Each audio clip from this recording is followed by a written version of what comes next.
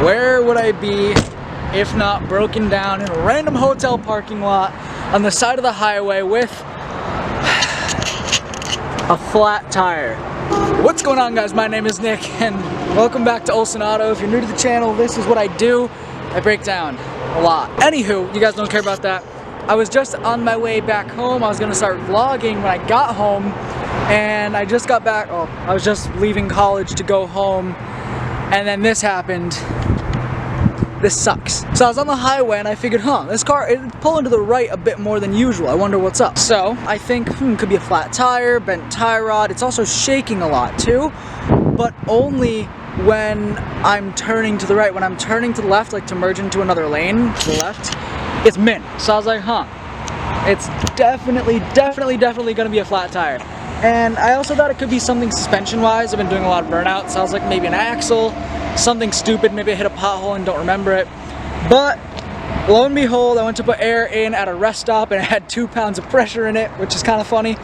Not really, I mean, it's pretty funny. So whatever, I put air in it, I started driving down the road, I made it like literally 20 feet, and then it was flat again, and it just started shaking a lot. So I pulled over, made it to a random spot in Mass. I have no clue where I am.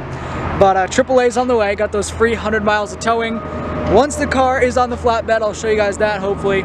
This is my luck, right? This is perfect. So, car's gonna be on a flatbed, and I was gonna install the interior underglow on this car, but now I'm kind of thinking I want to do it in the Accord. Now, the problem with this car, and the reason I don't just change the wheels, is because there's no spare. This is only a set of 4 wheels, and they're 18 inches with a super low profile tire. Not many people have that, so it's not like I can just grab another wheel. And I do have spare tires for it at my house, like drift spares, but I'm just gonna put a new tire on it. These tires are dirt cheap, and I think the other ones don't bead right. I don't know. Anywho, we're gonna put it on the flatbed. My friend Jack, God bless him, is coming to pick me up. I'm like 60 miles away, so I owe him a lot, but yeah. This is the second time, it's not bad, that it's been on a AAA flatbed. It's like the 5th time that's been towed home, so. Good old reliable Hondas. You know, I figured while I'm in this empty parking lot, I see a curb with my name on it. Let's take out the old scooter, if I can get it out. Let's take out the old scooter and sesh that curb over there. Before we go scootering, we gotta swap out the old Yeezys for the Vans.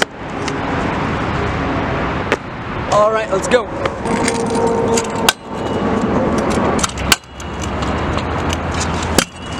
Oh.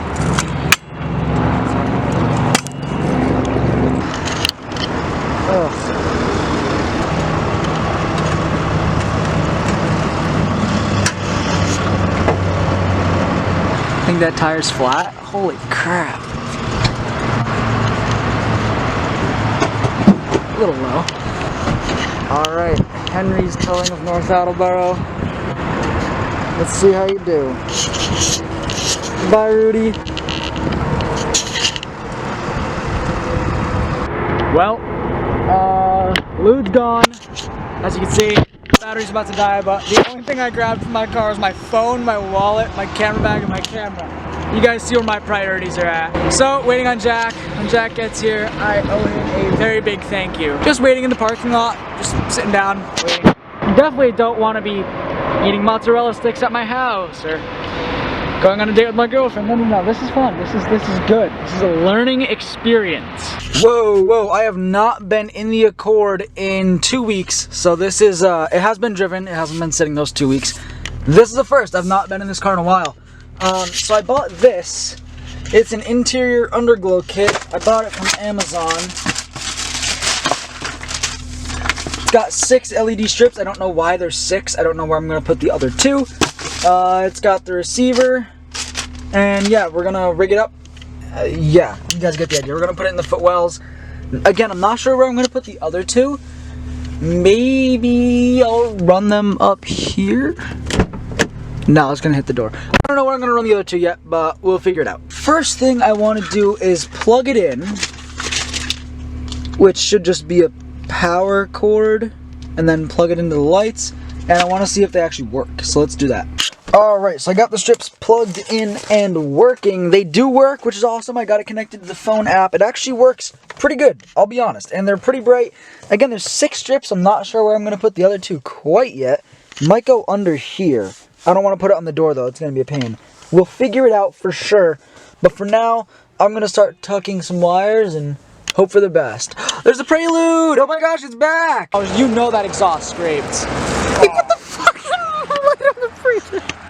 With the Prelude back in the driveway and a very obviously flat tire, we're going to finish up the Underglow install on this, move it on to the driveway, go in, install all 4 strips, and then find a place for the extra 2. Let's get to it. So essentially what I'm going to do now is I'm going to unplug this, or I'm just going to get this box half, and I'm going to tuck it somewhere that's easily accessible if I need to, probably in here, which is where I always put it. I'm going to run the wire so it's hidden, so like that's all you see. And then the plan is to just keep running these strips, tuck all the wires, and then once I'm happy with where they are, I'm going to stick them all up. And I still have to find a spot for those other 2. So I will keep you posted. Okay, so I actually just finished it, which means I'm really bad at making YouTube videos. Anywho, it's run up there. The adhesive that came with that kit really sucks, so I'm probably gonna have to put some new 3M on it. It's run up in the driver's footwell. And then let me show you how it's run in the rear. So in the rear, it's kind of annoying how you can see this wire, but I have one on this seat right here, and then I have one under here because it came with the extra inline. So let's go ahead, let's flip this key on and see how bad my rice looks.